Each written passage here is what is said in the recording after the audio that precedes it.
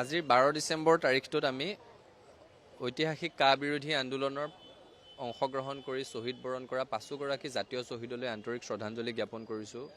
গুলীবৃদ্ধ ৰাজেন মেধিকে প্ৰমুখ্যে যিসকল নিৰ্যাতিত হৈছিল তেখেতসকললৈ শ্ৰদ্ধা নিবেদন কৰিছোঁ।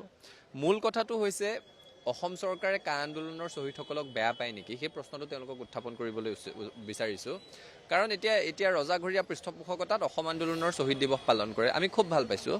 অসমত প্ৰতিটো দল সংগঠনেই 10 ডিচেম্বৰ তাৰিখটো শ্বহীদ দিৱস হিচাপে পালন কৰিব লাগে।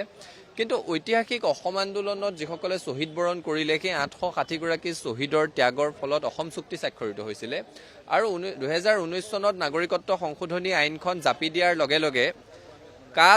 লগে লগে অসম চুক্তিক নস্যাৎ কৰা হ'ল, অসম চুক্তিৰ 5 নং দফাটোক হত্যা কৰা হ'ল। এতিয়া প্ৰশ্ন হয়, যদি আপোনালোকে অসম আন্দোলনৰ শ্বহীদসকলক শ্ৰদ্ধা কৰে তেতিয়াহ'লে অসম চুক্তিক কি ধৰণে অশ্ৰদ্ধা কৰিব পাৰে? আপোনালোকে যদি অসম আন্দোলনৰ শ্বহীদসকলক শ্ৰদ্ধা কৰে তেতিয়াহ'লে অসম চুক্তি ভংগ কৰিবলৈ কৰা অপচেষ্টাৰ বিৰুদ্ধে ৰাজপথত ওলাই আহি শ্বহীদ হোৱা কা আন্দোলনৰ 5গৰাকী শ্বহীদক কি ধৰণে অশ্ৰদ্ধা কৰিব পাৰে?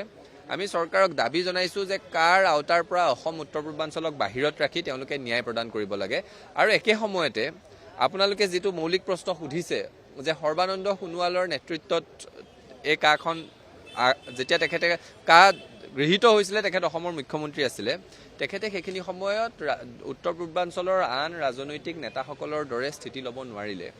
যিখিনি সময়ত কনৰাড চাংমাই মেঘালয়ৰ মানুহৰ হৈ স্থিতি ল'লে, যিখিনি সময়ত মণিপুৰৰ মুখ্যমন্ত্ৰী, নাগালেণ্ডৰ মুখ্যমন্ত্ৰী, মিজোৰামৰ মুখ্যমন্ত্ৰীয়ে নিজৰ প্ৰদেশৰ মানুহখিনিৰ হৈ স্থিতি ল'লে, সেইখিনি সময়ত অসমত হিমন্ত বিশ্ব শৰ্মা আৰু সৰ্বানন্দ সোণোৱালৰ মাজত এটা অঘোষিত প্ৰতিযোগিতা চলিল যে কোন দিল্লীৰ বেছি প্ৰিয়ভাজন, কোন দিল্লীৰ বেছি বহতীয়া, কোন দিল্লীৰ বেছি আজ্ঞাবাহী।